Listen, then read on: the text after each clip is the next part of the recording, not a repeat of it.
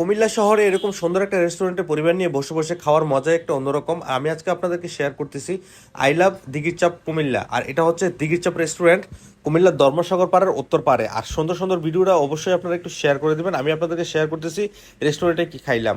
আমরা চলে গেলাম রেস্টুরেন্টের ভিতরে, আর ভিতরে প্রবেশ করে দেখলাম প্রচুর মানুষ, কারণ শুক্রবার আসলে কিন্তু প্রচুর মানুষ থাকে।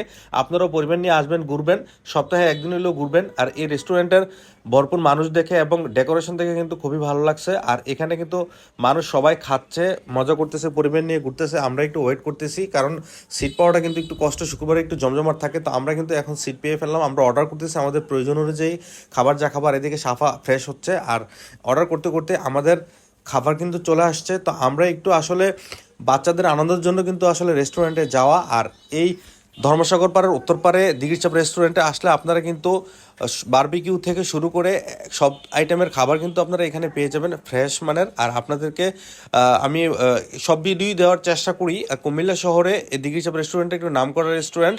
আর আপনাদের যদি আমাদের ভিডিওগুলো ভালো লাগে অবশ্যই শেয়ার করবেন, পরিবার নিয়ে ঘুরবেন। আমি কিন্তু প্রায় সময় চেষ্টা করি আপনাদেরকে সব কিছু শেয়ার করার। এই যে সাফাই এখানে মজা করে খাচ্ছে। আর এই ছিল আজকের দিঘির চাপ প্লাস কুমিল্লা শহরের একটা সুন্দর রেস্টুরেন্টের রিভিউ।